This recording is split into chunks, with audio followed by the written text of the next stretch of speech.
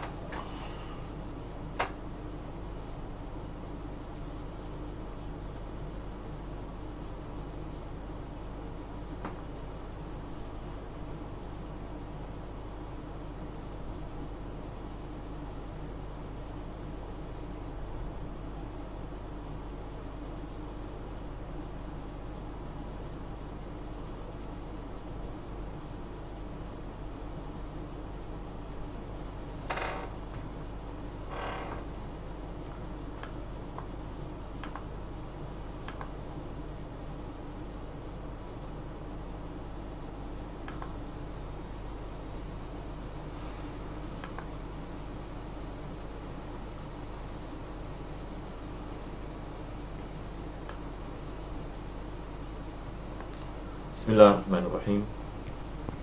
Alhamdulillah Rabbil Alamin.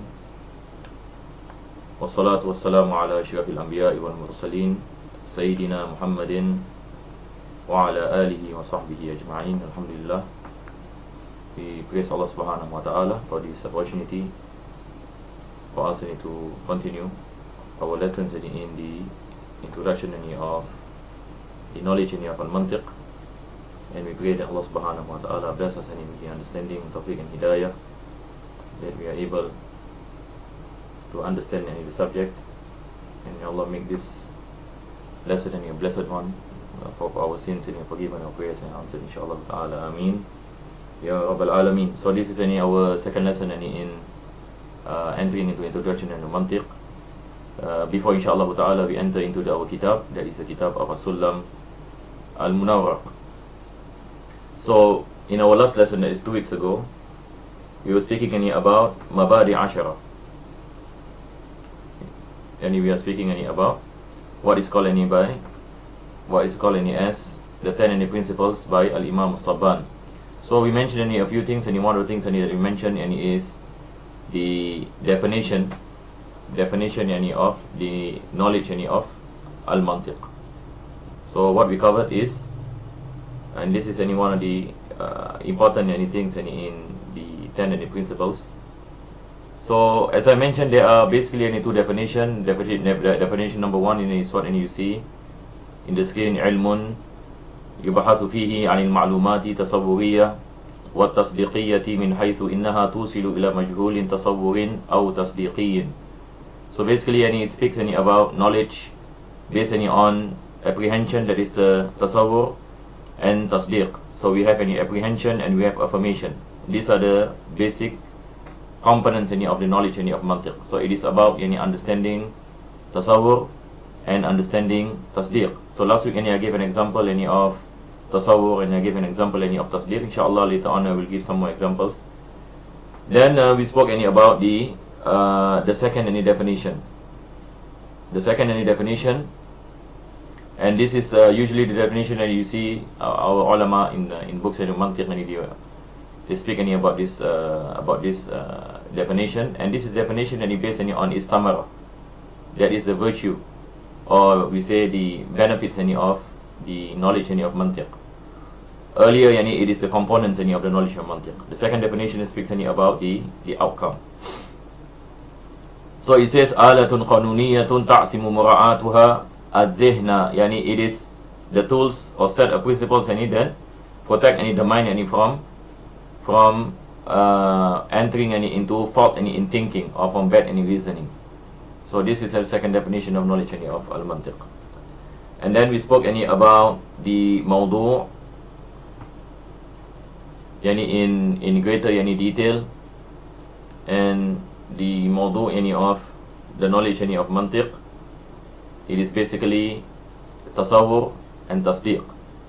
tasawwur and tasdiq.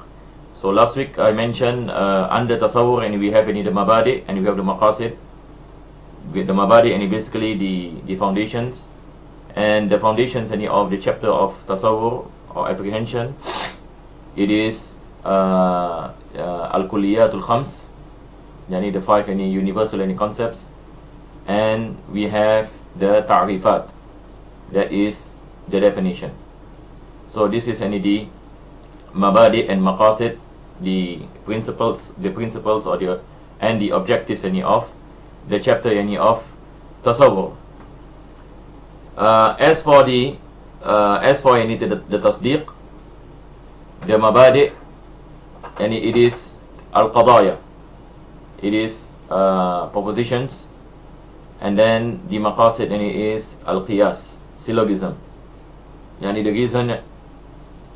reason why we study propositions, it will lead us to understanding syllogism in qiyas. I believe also I demonstrate an example of qiyas in Mantiq in our last lesson.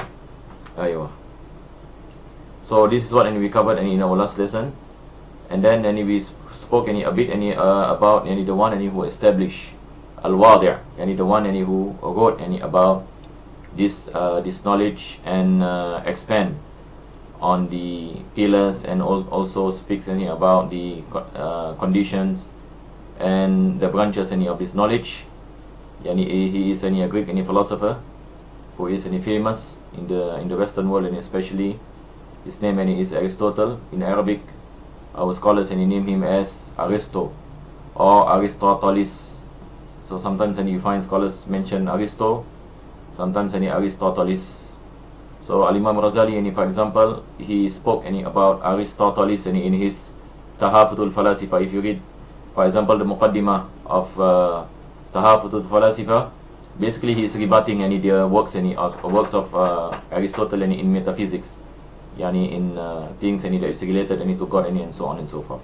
But Aristotle wrote a lot of other fields, and he wrote in medicine, he wrote in engineering and mathematics. He also wrote in logic, and that's what we are in.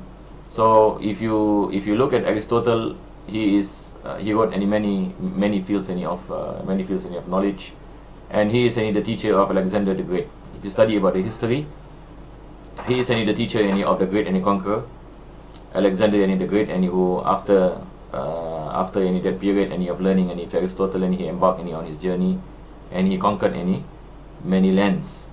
Now, and Aristotle is the student of Plato. So here I mentioned a bit about some of his biography, and you can read up about him. You can look at the situation that he was in last time, and he was born in the year 384 BC, BC meaning before Christ, before the coming of Nabi Isa alayhi salam. So it's about 300 years or nearly towards 400 years. So he was born in the north of Greece, and he is considered as the father of Western philosophy. His teacher is also famous, Plato. In Arabic, our scholars named him as Aflatun. So Aflatun is Plato ibn Rushd, for example, and he wrote a lot about the works of Plato until he is famous in the West till today, where they name him as Averroes. So he wrote about Plato, he wrote about Aristotle, and this is the thing, and we find our scholars last time, they study the Greek philosophy, and because so many of these philosophies infiltrated into the minds of the Muslims during that time. So the ulama, they felt the importance of understanding them before engaging in a debate or to rebut some of the arguments that is against the Islamic creed, especially in the field of metaphysics or in the field of speaking about the existence of God.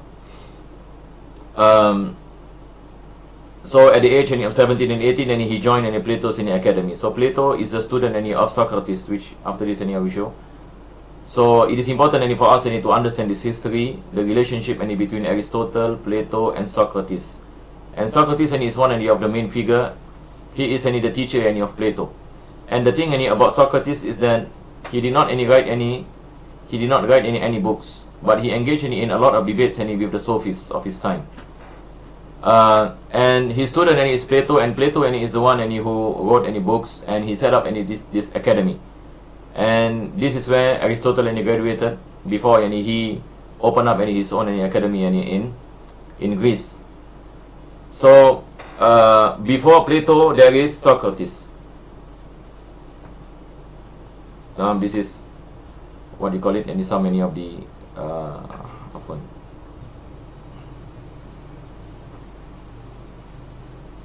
so Plato when he was born in the year 428 BC, and he is the teacher of Aristotle, and the teacher of Plato is Socrates. He was born in the year 470 BC. And earlier I mentioned that Socrates engaged in a lot of debates with a group of people, of philosophers, Greek philosophers during his time, that were known as the Sophists.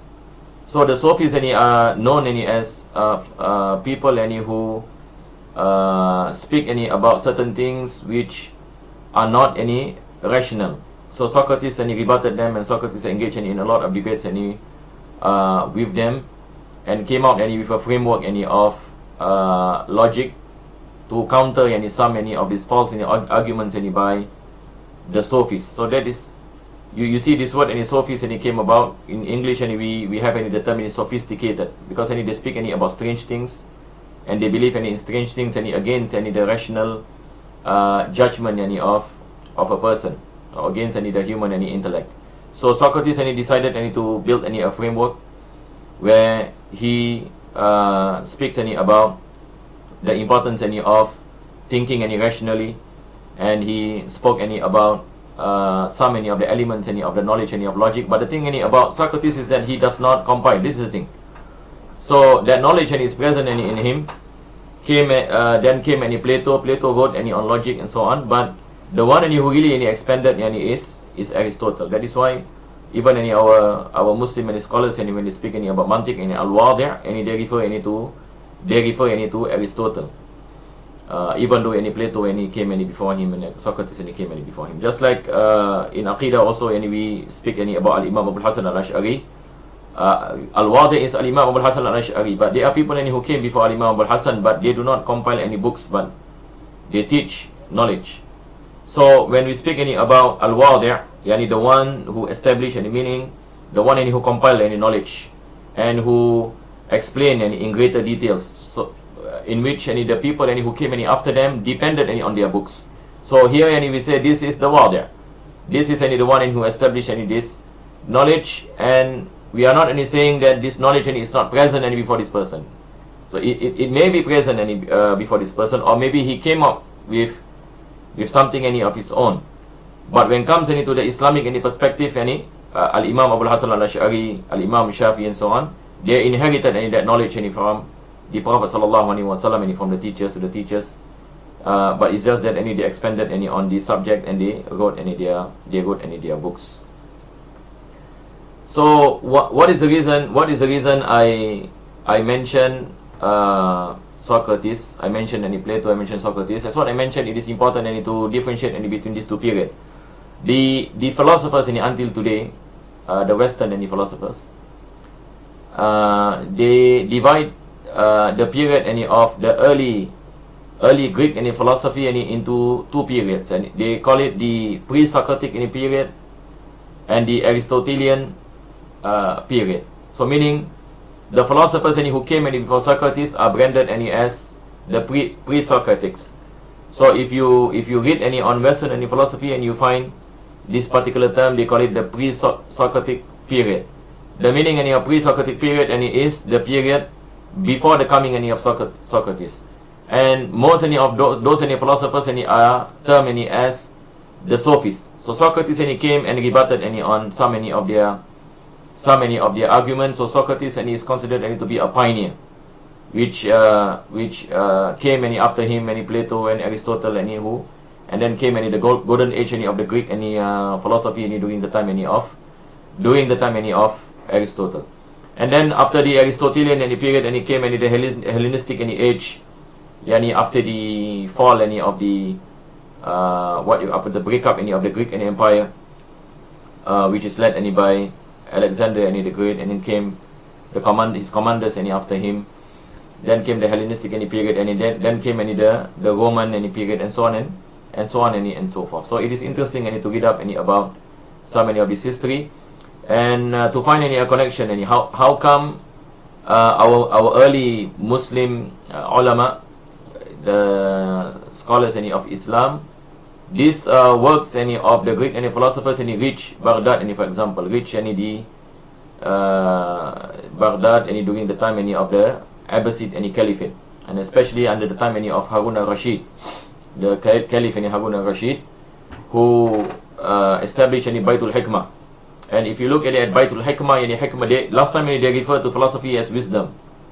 So one of the inclination of the early Abbasid Caliphates is to study the field of philosophy, because when the Islamic Empire expanded, they are exposed to many ideologies, and part of these ideologies is the ideologies of the Greeks, of the Greeks. So they began to translate a lot of the Greek philosophy from Greek to Arabic, and from Latin to Arabic. And our scholars in Aqidah learn about the works of those philosophers. So for example, before we enter into that, about the translations in Baitul Hikmah, this is the work of Aristotle, and this work is important. And when we study any Mantiq, at least we should know what are the set of books that was written by Aristotle when he explained on the subject of Mantiq. His book is called the Organon. This is a set of 6 books that are compiled by Aristotle, and these 6 chapters or 6 books have different names. And one of the most significant books of the Organon, from the books of Organon, that came the summarized version of the Mantiq, that a lot of what we are studying today in the Islamic Mantiq, I term it Islamic Mantiq because of course there are some differences when it comes to our form of Mantiq and the Western Aristotelian logic that the Western universities are learning, because our version of Mantiq is kind of Islamicized, and as what inshallah ta'ala when we go into Sullam, you will find so many of these examples inshallah. The one of the books of the Organon is called the Categories. So it is said that the summarized version of the Categories, it gives birth to the book Isaruji. This is a book that is summarized from the Categories of Aristotle. So what is the content of the Categories? So it is said that it is a text from Aristotle's Organon that enumerates all the possible kinds of things that can be the subject or the predicate of a proposition. So in this book of the Categories of Aristotle, he speaks about the contents of a proposition.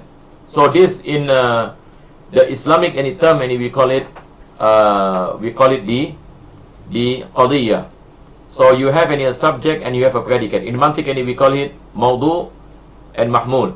So this is within the chapter of tasawwur. That's what we mentioned earlier. The chapter of tasawwur, we have 2 types. We have the mabadi and we have the maqasid. When it comes into the mabadi, it is learning about kuliyatul khamsa, maqasid, and we learn about ta'rifat. And then when it comes into tasdiq, we learn about al-qadaya. Al-qadaya is made up of tasawwurat, made up of subject, made up of predicate, and then we have the thing that is binding them between the subject and the predicate. Then only we speak about affirmation, whether this particular proposition is it something that is true or false. If we say that it is true, then we have to provide evidence to strengthen our argument. We have to strengthen our premises, and so that we can come with a strong conclusion through deductive argument, for example. And it is what you call it, the premises are premises that which carry truth.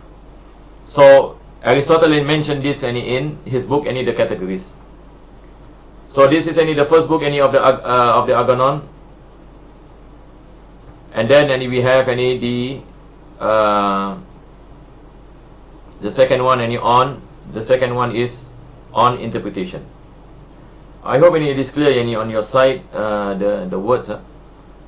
So if you look on the book of interpretation, he speaks about relationship between language and logic. See, there is a relationship, and this is interesting to me. When I study Mantiq, it has a lot, yes, a strong relation with language, because when you speak about a particular word, for example, you need to know the definition of that particular word.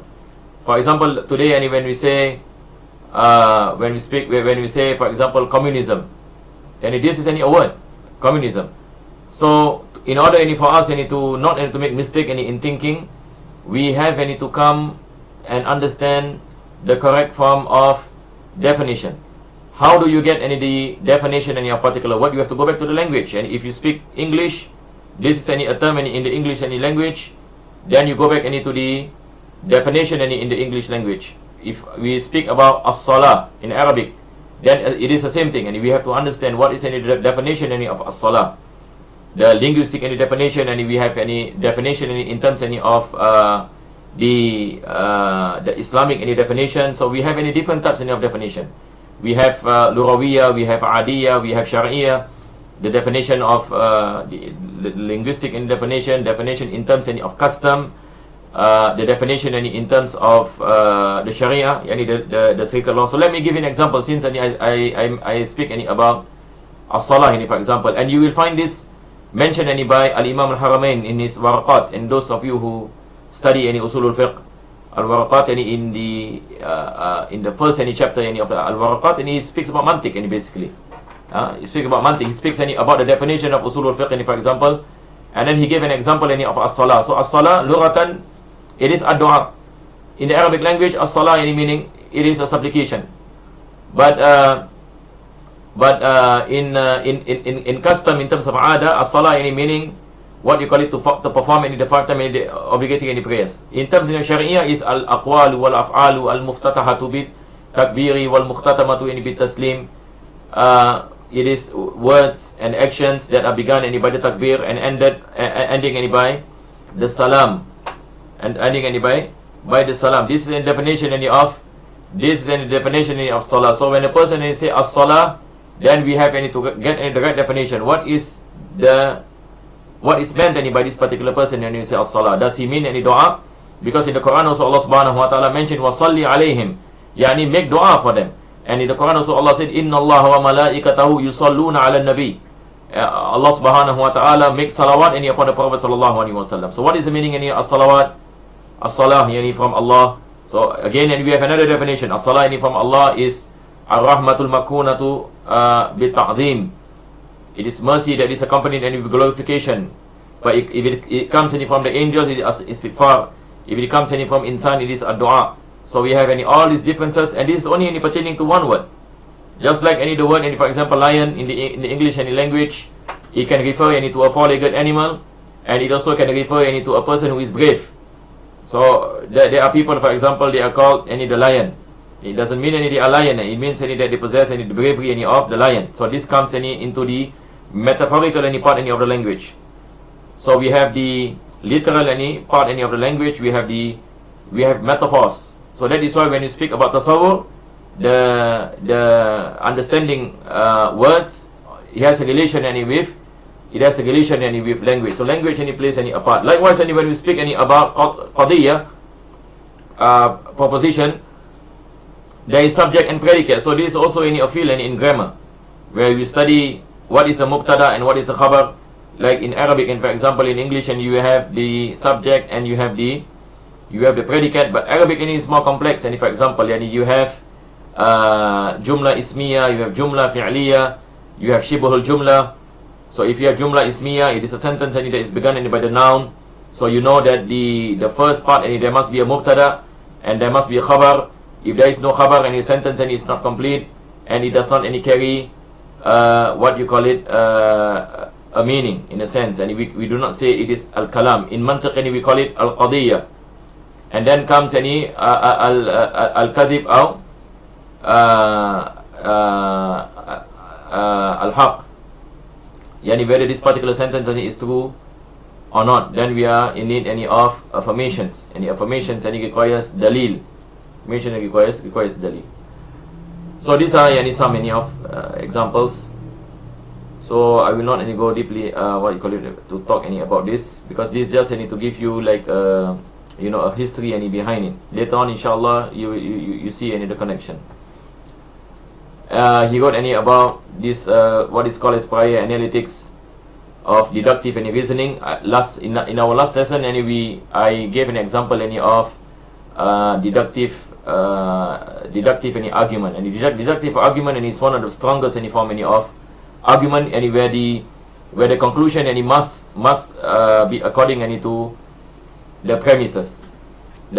Just like any maths, like we say 2 plus 2, it must be 4. So this is like deductive form of reasoning is one of the strongest argument. And then we have this what is called as the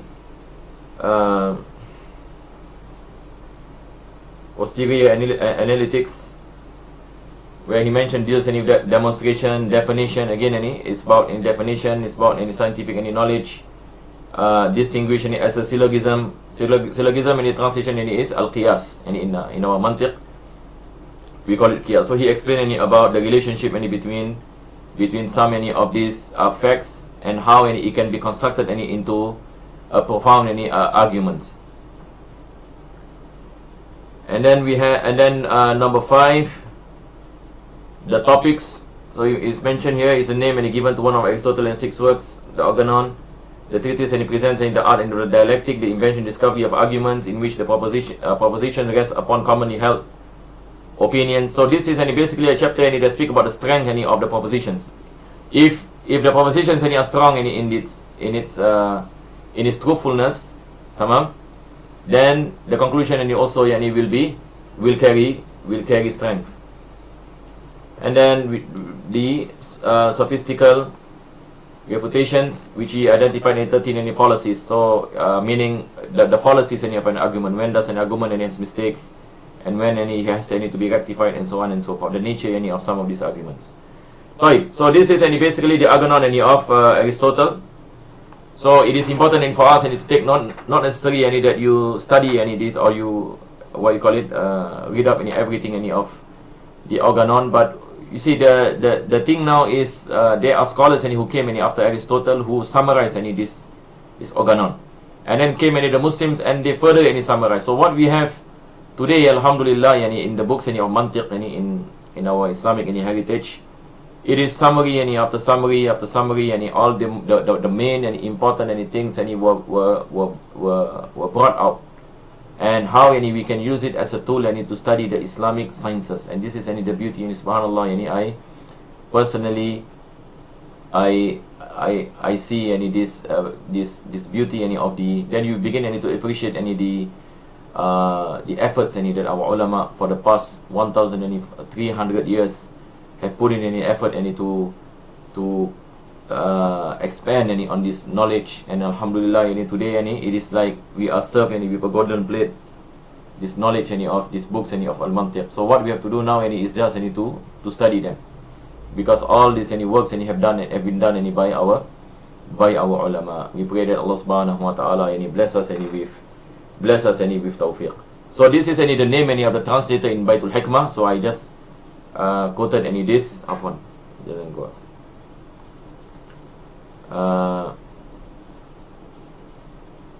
This is the name of the translator, which is employed by the Caliph Abu Yaqub Ishaq bin Hunayn bin Ishaq al-Abadi bin Ishaq al-Habadi, Hunayn or Hanin. So he was born in the year 200 and 215 Hijriya. So this basically in the golden age of Islam during this time, during the time of Imam Shafi'i, the time of the opposite caliphate, the what you call it, the establishment of Baitul Hikmah. So I encourage that you read about Baitul Hikmah, and it was destroyed by the Mongols after 400 years, when the Mongols attacked Baghdad the Mongols attacked Baghdad, if I'm not mistaken, in the year 1258. Now, so that was it. And the Mongols, what they did to Baitul Hikmah is they burned the books in Baitul Hikmah, and they throw the books into the Dijla, into the rivers of Baghdad. So this is something that is done by the Mongols, that until today people cannot forget the terror of the Mongols. And they enter into Baghdad and they kill every single human being. It is mentioned that 1 million people were killed by the Mongols during the sack of Baghdad. So that was the end of what you call it, Baitul Hikmah, in the books that were in what you call it, written in the library. So now we continue with our Mabadi Ashara. So we spoke about Al-Had, definition. We spoke about Al-Wadi', the one who established this knowledge.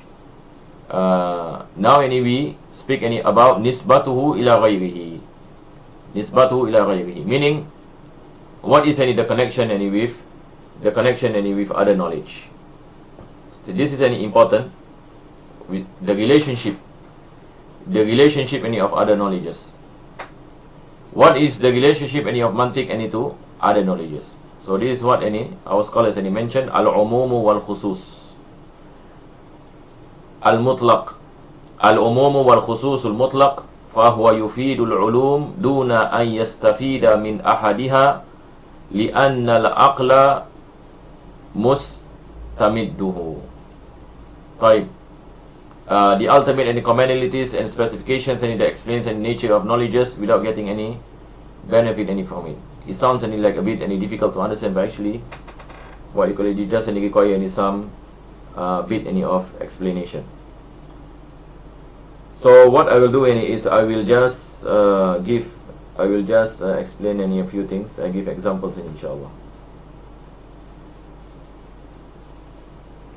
Okay, now when it comes to the relationship of the knowledge of Mantiq, it is said that the knowledge of Mantiq serves other knowledges. So this is how it is put it. The knowledge of Mantiq, it serves any other knowledges without it attaining any benefit from other knowledge. So it is like the foundation of all knowledges, that all knowledges, what you call it, can be constructed from the knowledge of Mantiq. So in order for us to understand this, so let me give you an example. And to tell you frankly, last time when I study any Mantiq, I have this struggle to understand this part. So now is the time for me to explain inshallah ta'ala about this notion that is mentioned. Okay, so the example that I will give.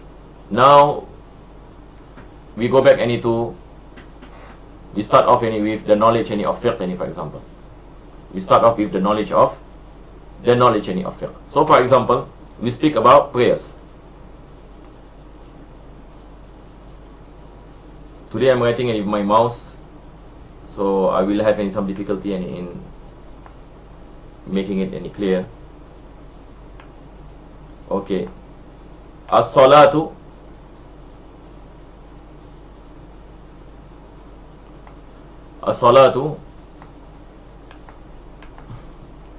wajibah.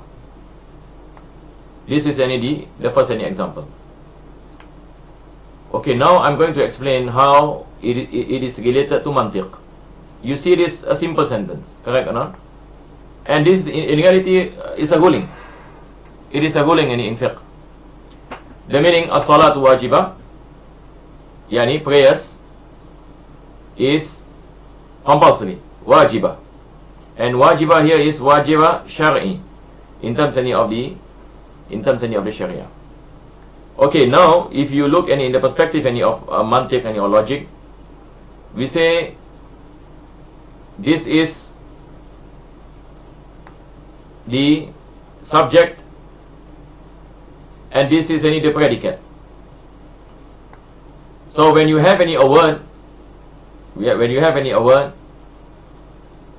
call it within the chapter of apprehension.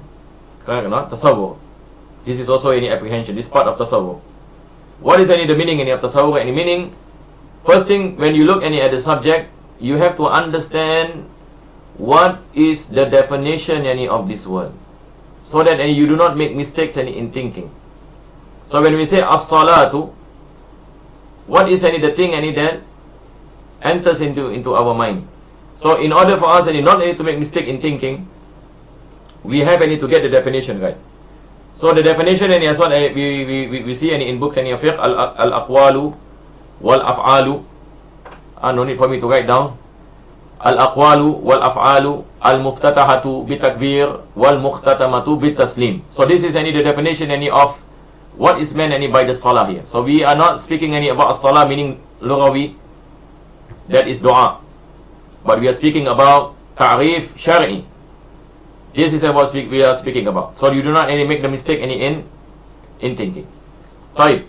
So now once you get the definition right, now your tasawwur is right.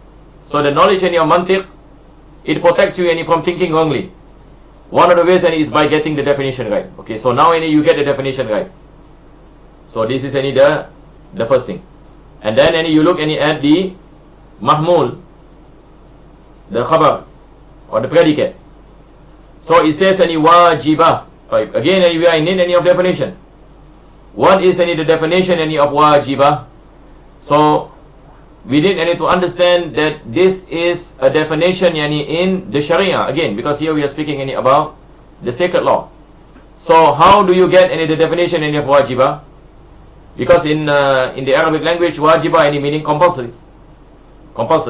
But in the sacred law, we have a different definition. We are our scholars of usul, for example, mention ما يثاب على فعله ويعاقب على تركه. ما يثاب على فعله ويعاقب على تركه. Yani it is an action that you will carry rewards when you perform it, and there is punishment if you do not perform. Another definition also, part of the definition also speaks about what you call it, command that comes from Allah subhanahu wa ta'ala bil ilzam. Yani when there is emphasis on the command to perform something, this is the meaning of wajib. So this is when we get the definition. Now we have the tasawwur of the predicate. So once you understand definition of the subject, you understand the definition of the predicate. So now is the time to bind these two. As-salatu wajibatun. As-salatu wajibatun. So when you bind this, it becomes what we call it as qadiyya. Yani it becomes a proposition. It becomes a proposition. And proposition is part of tasawwur. Proposition is part of tasawwur. Then when you have come up with this proposition, then we are in need to ask, what is the evidence? Correct or not? What is the evidence? This is actually the conclusion. So where is the premises? Where is the premises? So we say the premise, the first premise, we say al-amru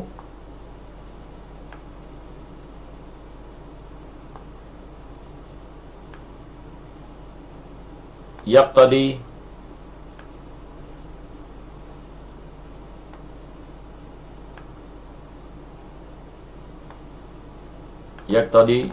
al-wujub.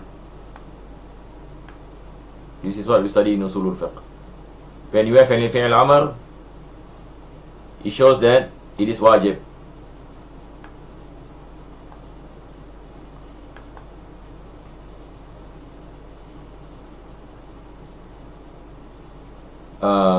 Aqimus salah,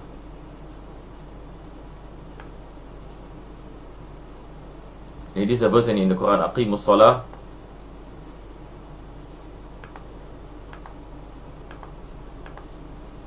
as-salah,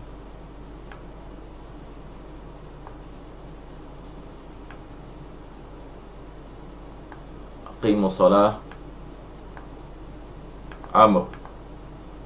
amrun, as-salatu wajibah. What is the meaning? Yani Allah subhanahu wa ta'ala mentioned it in the Quran, wa aqimus salah, wa aqimus salah. So when you look in the verse in the Quran, aqimus salah, yani it is in the command form. And the scholars of usul and he mentioned al-amru yaqtadi al-wujub, and if you have a command form, it shows that the action is wajib. It shows that the action is wajib, yani with conditions of course. So the verse in wa aqimus salah, it is a command form. Therefore, as-salatu wajibah. Therefore, prayers is wajib. So this is a syllogism.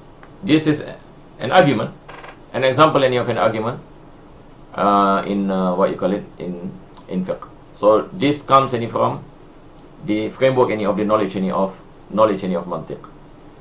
So if you ask for example, what about knowledge of Aqidah for example? Likewise, I gave an example in the last lesson. Al-alam mutaghayyir wa kullu al-mutaghayyir hadith, al-alam hadith. Yani everything that change is contingent. The universe change, the universe is contingent. This is an example of an argument. The kalam cosmological argument. So this comes from the knowledge of Mantiq. So basically what we are trying to say here is that the knowledge of Mantiq can be applied to all knowledges, because all knowledges is made of what? Is made up of premise, and premise comes from subject and predicate. So you have the subject, you have the predicate, and you have the premise and the qadiyah, the proposition, and then we look at the truthfulness of this premise, and then comes the second and the premise, and then comes the conclusion, and then the conclusion can be used again as a premise, and so on and so forth. So it can be never ending. So when we speak about the knowledge of tasawwuf, also what you call it, we can apply any knowledge of Mantiq in tasawwuf. We can apply knowledge of Mantiq in the Arabic language, in the basically all forms of knowledge. So this is the nisbah. This is the relationship of the knowledge of Mantiq to the other knowledges.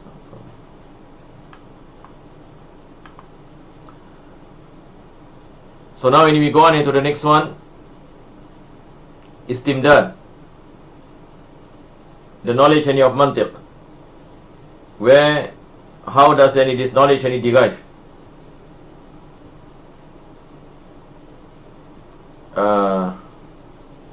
So the source is al-aql.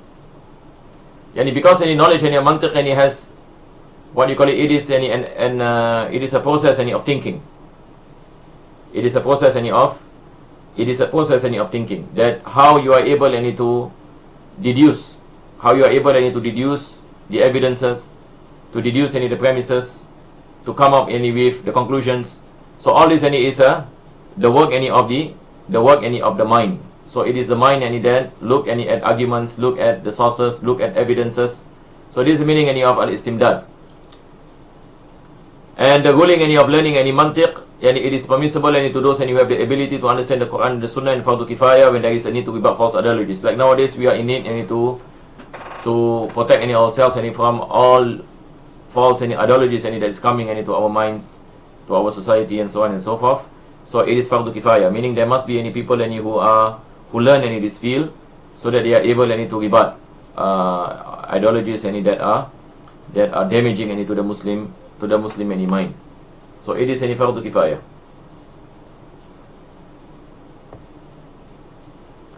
And the benefits, and it is the foundations of the Islamic any creed, usulul fiqh, and other knowledges any in general.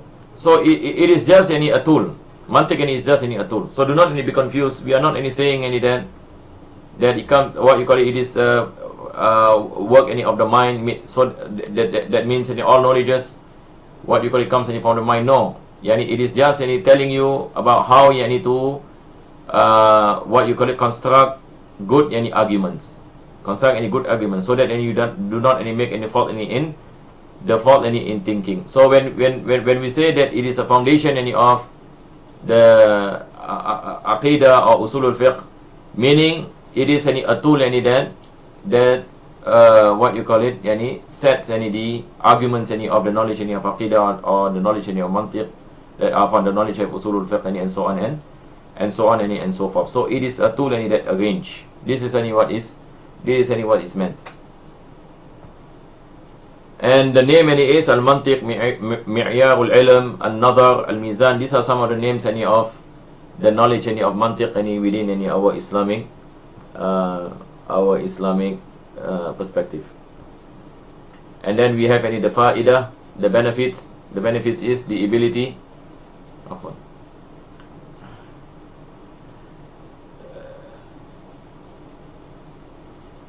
So I mentioned earlier. Then the name al-mantiq, mi'yarul ilm, al-nadar, al-mizan. Then we have any the benefits, the ability to the correct way of reasoning and critics, so that we do not make mistake in thinking, as what we mentioned. And then yani the topics. What are any the topics any of the knowledge any of mantiq? So again any this the same thing any that we mentioned any earlier. We speak about kuliyatul khamsa, the 5 universal concepts as a mabadi, and then the ta'rifat, the definitions, and then we learn any about al-qadaya and also qiyas yani in the chapter any of affirmation. So now we enter yani into the Kitab Sullam Munawraq. The Kitab ini Sullam ini al-Munawraq. The meaning any of Sullam, any in the Arabic any language, it is any a ladder. And Munawraq any is something that is decorated. So a ladder any that is decorated. And the author wrote any Sullam and Munawraq as learning as for the beginners any who are learning any mantiq, so that any this kitab any becomes any a ladder that is able any to climb any to learn further any in this knowledge any of al-mantiq. So before any we look any at the kitab, first of all any we take a look any at the author any of this kitab. So he is any a great any imam, one of the scholars any of Islam, by the name any of Sheikh Abdul Rahman Al-Akhdari, and he was born in the year 920 Hijriya, that is 1514 in the Gregorian any calendar, in the city of Bantius, which is located 3 kilometers away any from Baskara, yani it is in Algeria. His family was known any for their piety and knowledge. His father Muhammad al-Saghir and elder brother Ahmad al-Akhdari were both learned ulama, whom he has studied in his early days and of childhood. He learned in fiqh, Arabic sciences after memorizing the Quran. He then studied in Constantinople, and this is after the conquest of Constantinople by Muhammad al-Fatih, because he was during that time.